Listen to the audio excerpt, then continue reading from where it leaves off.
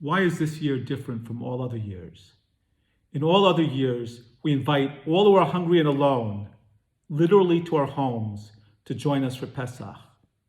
This year, when invitations are impossible, we invite all who are hungry to come in Zoom. In a few days, individuals, couples, and immediate families will join in celebrating Pesach. At almost the very beginning of the Seder, we will announce in Aramaic so everyone will understand it. Let all who are hungry come and eat. All who are in need come and join us to celebrate Pesach. This year, however, due to the COVID-19 pandemic, that will be mostly an empty invitation. As all of us are socially isolating ourselves, walling ourselves off, at least physically, from the outside world. This year, I would suggest that we modify the words during the current crisis to kol dichfin yetei v'zoom.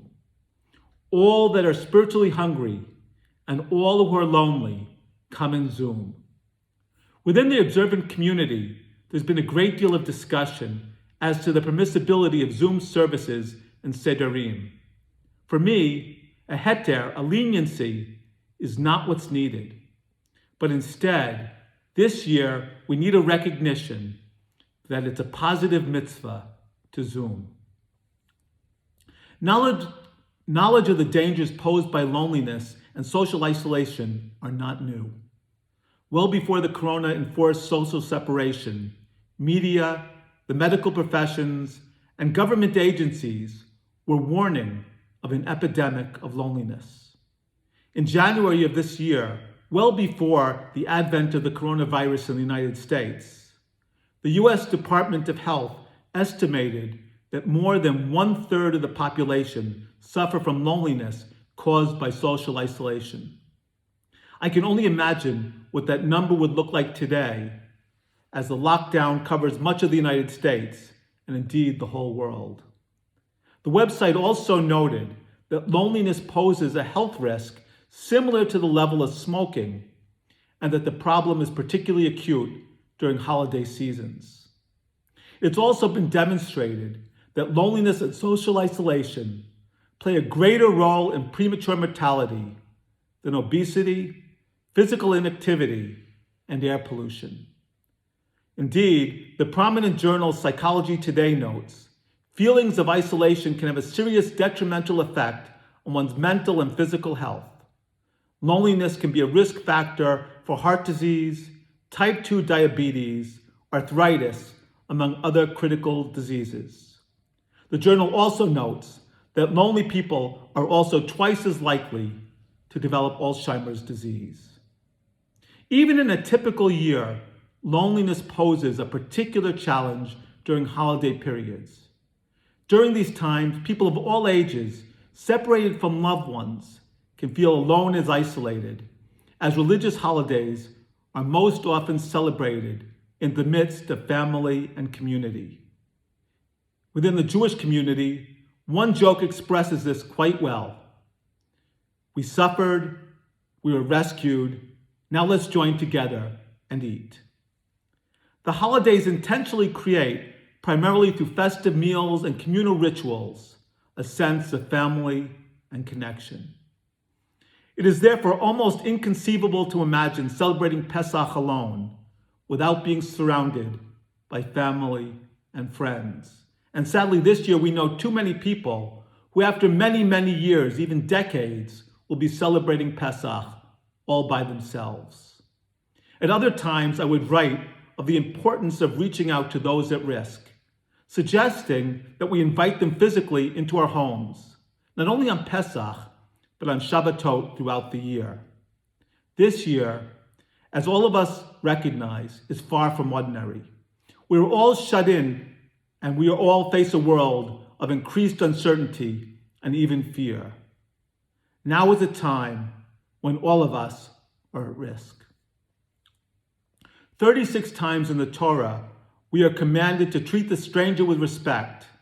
And in Leviticus, we're even commanded to love the stranger as we love ourselves. These commands are directly connected to our experience as strangers in Egypt. As a people, we experience what it was like to be strangers, and we are commanded to learn empathy.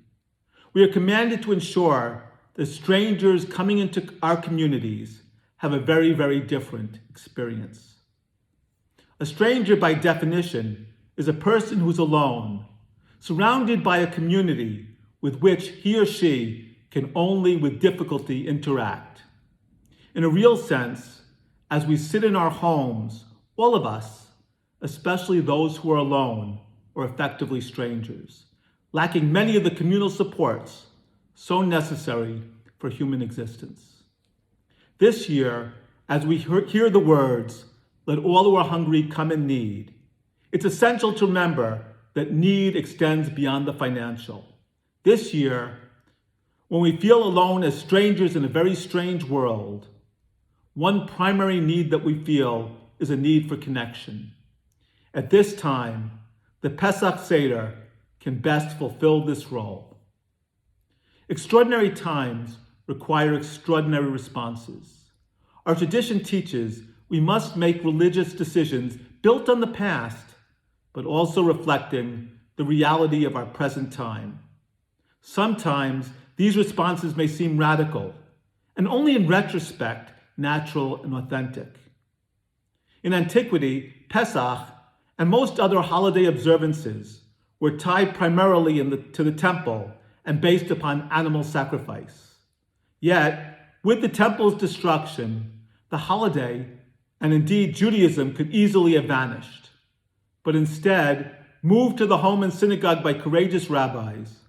Our synagogue has grown from strength to strength.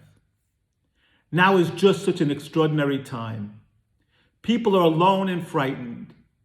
We now face a world where confidence is vanishing, along with health, jobs, and economic stability. Religion was created to provide hope and comfort and connection just for such a time, and it's best suited for this. Today we need the courage to say, "Let all who are hungry and in need of connection come in Zoom." This year, we must declare that to Zoom on Pesach is a positive mitzvah.